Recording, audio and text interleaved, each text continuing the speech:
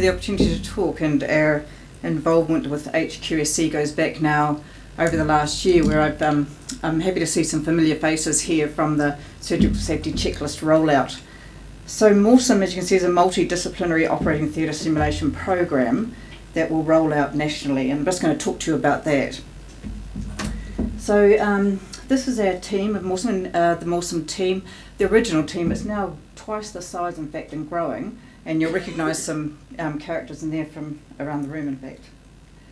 The program is funded by ACC to a relatively large tune, and also through the Ministry of Health, obviously, and supported strongly by HQSC. And the program itself will roll out across all 20 DHBs over 5 years. So the problem with avoidable harm, and it's been well documented, this paper, even though you'd wonder whether statistics, they're not actually as strong as they should be, they are concerning. And on the top of this you can see that it's a real issue around what this actually looks like for our hospitals. And a lot of the communication errors, and you attested to them earlier, is around communication. So those errors are actually, you can say they're about how people are working together and communicating together. This is the data from the last 3 years from ACC, and the first 4 at the top are those never events. You don't actually want to see them happening, but in fact, despite all our interventions to date, they're still there, and whether it's a reporting, but in fact, this is a really huge concern for New Zealand. And even the ones around the DVT prophylaxis, the wound infections and infarctions, they're huge numbers for all of New Zealand. And the bottom line really is about what is that cost, and the bottom line is actually a monetary cost, but it's more about what does this cost for patients? What does it look like for patients? So the rationale for MORSim is really doing the right thing the right way every time. And we basically go to work to do that. Very few people would go to work and think, I'm not going to do my best today for a patient. And we do want to go there and deliver safe and effective and efficient care for patients, but also it's about improving our teamwork and communication. And the thing about MORSim that's actually different is that it trains real people in real teams in real time. And historically, training for teams, for disciplines in the operating theatre, or in fact in medicine, have been that surgeons train together and anaesthetists will train together and nurses train together, but they don't often do something that's a constructive training for the whole team together. And simulation is an effective and we think an engaging way to train people. And I was talking to a registrar on the weekend at work. I also work as an anaesthetic technician at Auckland, and he said, I hate simulation, I hate it. But we're hoping that those people will come along and actually see something else when they're actually working with their teams in an environment they'd normally work in, and actually doing things that, discussing how they're actually working together. So the MORSim funding, the background around MORSim is that they piloted this with 22 teams from operating theatres out of Auckland and counties Manukau, and then actually moved the training out into actual operating theatres and other simulation areas in Wairemata DHB and again in Auckland Hospital. And the evidence was really positive. It showed that there was the participant reports, they really enjoyed coming, they got a lot out of it, and they learned a lot about the team members, and they really appreciated that. The simulations themselves were observed and looked at with teamwork and how they work together, and then the same teams were observed back in the operating theatres, and they used a behavioural rating scale, and they actually showed a difference in how those teams were working together. And on the strength of this, it's been funded by ACC for a national rollout, and not just ACC, but working very closely with HQSC, as we've done in the past. And what it will provide is simulation equipment for all DHBs. And people are familiar with simulators, and in fact some of the people here in this room are having them, Nelson Marlborough get theirs tomorrow, and we're going down for a training. The simulators themselves, it's prohibitive to training if you don't have the equipment. But the other thing that we're actually providing is the simulation, the surgical models for training, and you'll see one of those in a moment in an actual simulation. Also, there's an instructor's training course. The team from MORSim will go to ORs and actually run the courses there, so that people become competent and confident actually at running the program. And then we will go and step back and just help them distant from the background, but also with online learning and a continual improvement program. So the team objectives are around sharing the mental model, and Ian's talked to this in the briefing. And in fact, a lot of the MORSim underpinning values are around the surgical safety checklist. And I've presented this with Ian previously, and we talked about the briefing and debriefing as being the bookends for the checklist. They're actually included in the checklist, but the 3 bits in the middle that people are doing well are now becoming well established, so it is time to look at those other pieces. And the simulations that MORSim will be involved around, or they'll work around, actually will look at that communication of the team and how the briefing and debriefing works into that, and what the checklist looks like, and not just in routine cases but acute cases as well. We'll also have some communication strategies, and we've talked about this previously, and a major one that has just come up now is about speaking up, and that remains an issue around New Zealand for all staff. And it really is underpinned by this mutual trust and respect. So the scenarios are all based on real life. They are challenging. They're critically ill or injured patients that need some intervention, and it's an active intervention. And Ian was our surgical support on this program and said surgeons really like blood, and so there's a lot of blood in some of the scenarios. But I think it's important also to think about how the scenarios are constructed in your clinical setting. So some of these patients will be in PACU and deteriorate and need to return to theatre. And so some of this is about negotiating. How do you get a patient back to theatre in your hospital? What does that look like for your team? Who needs to talk to who? So some of it is around your systems testing, but also anchored on your communication.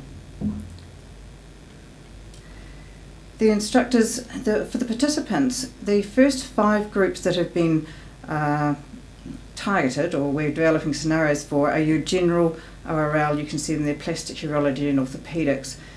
And these are sort of like the big 5 of New Zealand, but it doesn't exclude MORSim from being then implemented out to other areas, and we've had a lot of interest from obstetrics and cardiac and other disciplines. But in fact, the intention is that we will establish simulation training in the DHBs and operating theatres that then will be able to spread out across all areas of your hospital.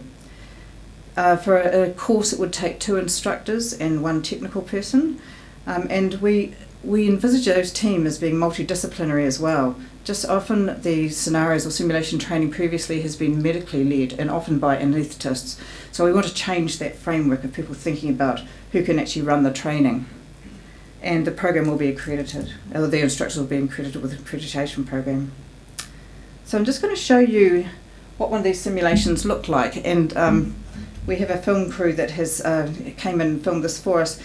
The people were asked to just do a particular case, and they are sort of acting, but they're actually the people that would normally do these roles when they were at work. So the anaesthetist is an anaesthetist, you'll recognise one of the surgeons, the nurses are actual nurses from an operating theatre. So this is what we're expecting MORSim to look like. So I'll just let you watch this. That's still going, Ben. Yeah, I think there's a you bit of should. bleeding there. Yeah. Why don't you try using the Okay, duo? I'll try and. I have the other Stasinski. Side swab. Can you put a pressure bag on that? Sure. Still bleeding, isn't it? Thank you. Pull a bit harder. Can I have a large swab, please? Okay, I think we need some adrenaline drawn up as well. Can you do that for me? I'll manage that. So 1 in 10,000 and 10 mils. Thanks very much. Give me the other Stasinski. Yep, thank you. Suction's not working. Can you change the suction, please? Give me a large swab. Onto the Ian Peterson. Okay. Suction's full. 66. Can I have some medium swabs as well? Is there some more blood available, Emma? Yeah, this is all we've got in the room. Which one do you want? I need 4 more red unit, or activate the massive transfusion protocol. Can you do that for me? Sure. How's it going down there? Oh, yes. There's a bit of bleeding. Ben, we're not winning here. What's the problem at your end? We're hypertensive, pressure's 60, despite lots of fluids. Jake, And, there's 2,500 in the suction. Yeah, there's still some bleeding going on. The view here is terrible. Can someone call a house surgeon to help with the retraction? Okay, we need a Foley catheter.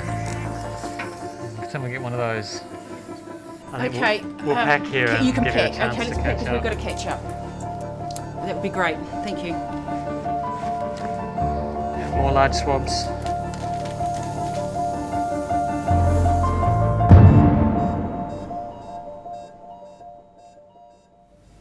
So you can see there the surgical model.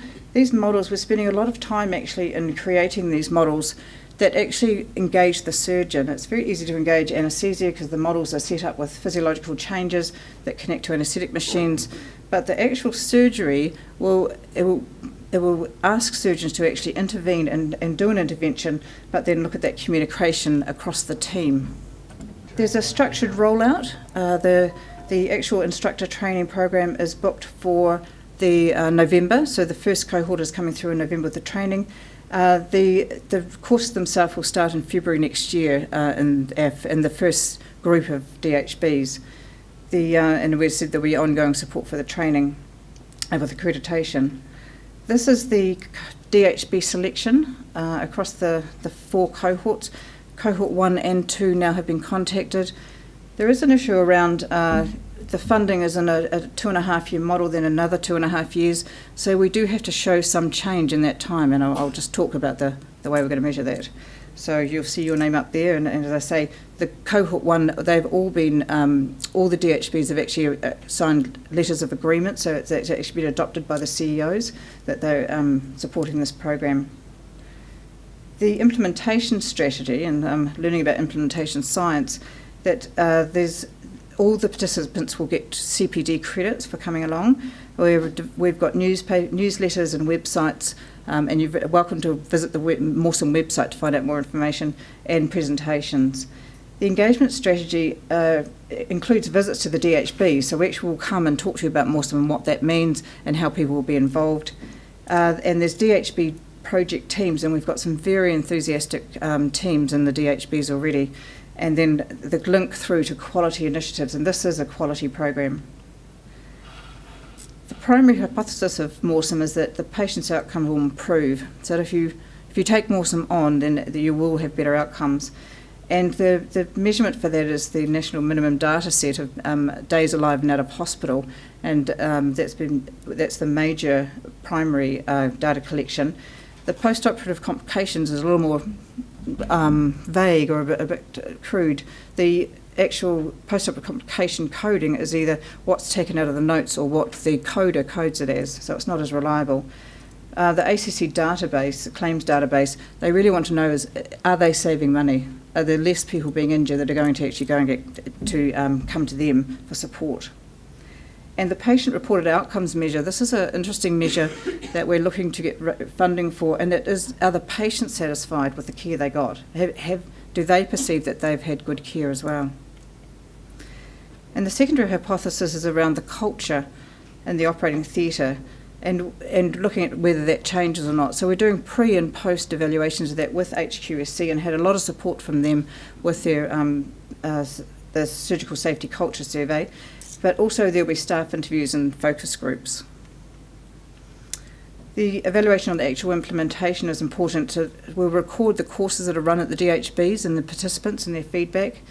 There will be surveys, and then there'll be semi-structured surveys as well, or in-depth focus groups. But that won't be at the DHB's expense either. That'll be part of the MORSim program. So in summary, this is a national government-funded project to improve patient safety. It's an opportunity to make a difference in patient outcomes. And saying that, it's actually the first time in the world this will have been done where there's a national training program for operating theatres, that it's global, unlike other areas where they've tried it in Boston's tried something similar, but it didn't get very far there. So this is a huge opportunity. And really it is a chance to provide evidence of effective team training.